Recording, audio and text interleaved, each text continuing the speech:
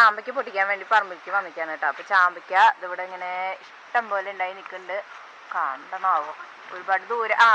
അത്യാവശ്യത്തിന് നല്ല ചുമപ്പ് കളറിൽ വന്നിട്ടുണ്ട് കേട്ടോ. ഈ കളറിലൊന്നും നമുക്ക് നമ്മുടെ ഈ ചാമ്പയൊന്നും ഉണ്ടാവാറില്ല. കാരണം എന്താണെന്ന് വെച്ചാൽ റോസ് കളറാകുമ്പോഴേക്കും ഇവിടുത്തെ കുട്ടികൾ പൊട്ടിച്ച് തിന്നാറുണ്ട്. ഇപ്രാവശ്യം എന്താ ചൊക്കേനും ജലദോഷം നിർവഹിച്ചൊക്കെ വന്നിട്ട് ഈ ക്ലൈമറ്റിൻ്റെ അത് കാരണയോ അങ്ങനെ വന്നിരിക്കും. അപ്പോൾ നമ്മൾ ഈ സമയത്തൊക്കെ ചാമ്പയ്ക്ക കഴിച്ചിട്ടുണ്ടെങ്കിലുള്ള പ്രശ്നം എന്താണെന്ന് വെച്ച് കഴിഞ്ഞാൽ കഫക്കെട്ടുള്ള സമയത്താണെങ്കിൽ അത് കൂടുന്നാണ് പറയുക. അപ്പോൾ അത് കാരണം പിള്ളേരെ ഈ ഭാഗത്തേക്ക് അടുപ്പിക്കാണ്ട് വെച്ചിരിക്കുക.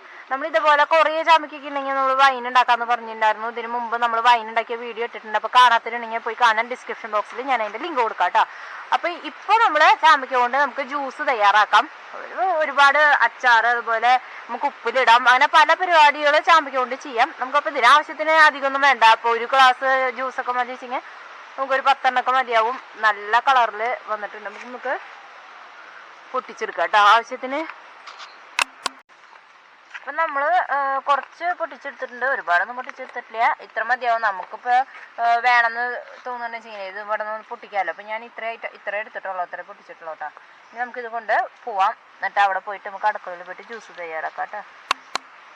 അപ്പം നമ്മൾ പൊട്ടിച്ചെടുത്ത ചാമ്പക്കായൊക്കെ നന്നായിട്ട് കഴുകി എടുത്തിട്ടുണ്ട്. അപ്പോൾ കഴുകാൻ പ്രത്യേകിച്ചൊന്നുമില്ല. നമ്മുടെ ഈ പറമ്പിലുള്ള കാറ്റിലൊക്കെ വന്ന പോലെ പൊടി ഉണ്ടെച്ചെങ്കിൽ അത്ര മാത്രമേ ഉണ്ടാവുള്ളൂ. പിന്നെ ഇതിനകത്ത് ചിലപ്പോൾ പുഴു, ഈ ടൈമിലൊന്നും അങ്ങനെ പുഴു അധികം ഉണ്ടായിരിക്കില്ല. അധികം മഴയൊക്കെ പെയ്യുമ്പോഴായിരിക്കും. മഴ പെയ്യാത്ത ഈ സമയത്തുണ്ടല്ലോ ചാമ്പയ്ക്കൊക്കെ നല്ല മധുരം ഉണ്ടായിരിക്കും. എന്നാലും നമുക്ക് ജ്യൂസ് അടിക്കുമ്പോൾ അത്യാവശ്യത്തിന് മധുരം ചേർക്കേണ്ടി വരും കേട്ടോ. കുറച്ചൊക്കെ മധുരം നമ്മൾ ചേർക്കണം, നല്ലതാണ് ടേസ്റ്റ് ഉണ്ടായിരിക്കും. കാരണം ഇതിനൊരു പുളിപ്പ് ഉണ്ടായിരിക്കുമല്ലോ. അപ്പോൾ അല്പം ഉപ്പ്, അതായത് ഒരു നുള്ളുപ്പ്. ഇപ്പം ഞാൻ നാരങ്ങ വെള്ളം ആയാലും ഞാൻ അങ്ങനെയാണ് തയ്യാറാക്കാറ് കേട്ടോ. അപ്പോൾ നല്ല ടേസ്റ്റ് ഉണ്ടെന്നാണ് എല്ലാവരും പറയാറ്. അപ്പോൾ നമ്മൾ കുറച്ച് ഉപ്പിട്ട് കൊടുക്കുക. അത് വെച്ചാൽ ഒരുപാടല്ല, കുറച്ച് ഉപ്പ്. അപ്പോൾ ഇത്രയും നമ്മൾ എടുത്തിട്ടുണ്ട്.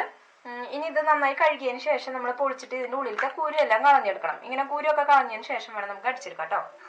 പിന്നെ നമുക്ക് ഇതിലേക്ക് എടുത്തിരിക്കുന്നത് ഞാൻ 1 ടീസ്പൂൺ നാരങ്ങ നീര് എടുത്തിട്ടുണ്ട്, ചെറുനാരങ്ങ നീര്.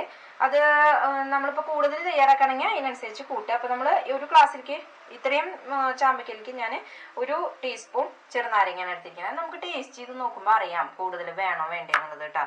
ഇനി നമുക്ക് ഇതിലേക്ക് ആവശ്യം തണുത്ത വെള്ളം, പഞ്ചസാര, ഉപ്പ്, ഇത്രയുമാണ് ആവശ്യം. നമുക്ക് മുമ്പ് തന്നെ ഇതിലത്തെ കുരുയെല്ലാം നന്നായിട്ട് കളഞ്ഞെടുത്തിട്ട് വരാം.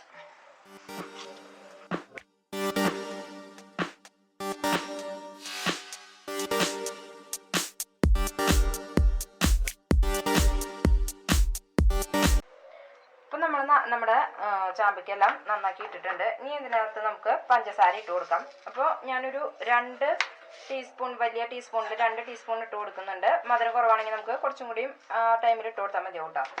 അപ്പോൾ ഇനി ഇതിലേക്ക് നമുക്ക് 1 ടീസ്പൂൺ ചെറുനാരങ്ങ നീര് ഒഴിച്ചു കൊടുക്കാം. അതുപോലെ തന്നെ ഞാൻ പറഞ്ഞല്ലോ, ഞാൻ ഏത് ജ്യൂസിലായാലും അത് കുറച്ച് ഉപ്പിട്ട് കൊടുക്കുക. അതായത് 1 നുള്ള് ഉപ്പിട്ട് കൊടുത്താൽ മതിയായിരിക്കും.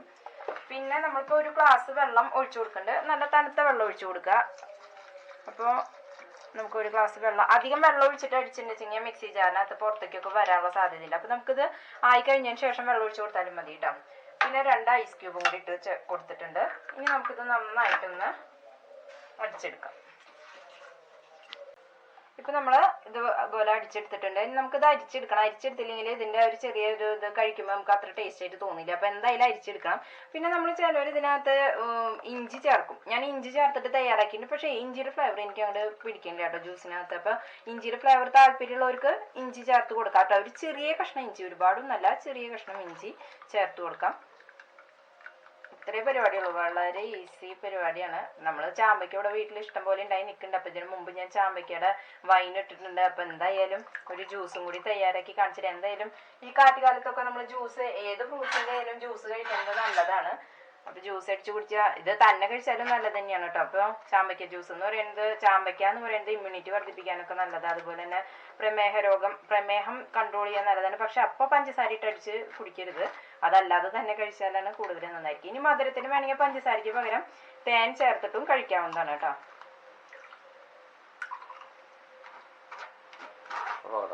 അപ്പം ഇനി നമുക്ക് നമ്മുടെ ജ്യൂസ് ഒരു സെർവിങ് ഗ്ലാസ്സിലേക്ക് ഒഴിച്ചു കൊടുക്കാം. ഇത്ര പരിപാടിയുള്ളൂ. അപ്പോൾ നമ്മൾ 1 ഗ്ലാസ് ജ്യൂസിൻ്റെ അളവാണ് പറഞ്ഞത് കേട്ടോ. അപ്പോൾ നിങ്ങൾക്ക് ഇഷ്ടപ്പെടുകയാണെങ്കിൽ ലൈക്ക് ചെയ്യാനും ഷെയർ ചെയ്യാനും, അതുപോലെ തന്നെ നമ്മുടെ ചാനൽ ആദ്യം കാണുന്നവരാണെങ്കിൽ സബ്സ്ക്രൈബ് ചെയ്യാനും മറക്കരുത്. അടുത്ത റെസിപ്പിയുമായി നമുക്ക് വീണ്ടും കാണാം. താങ്ക്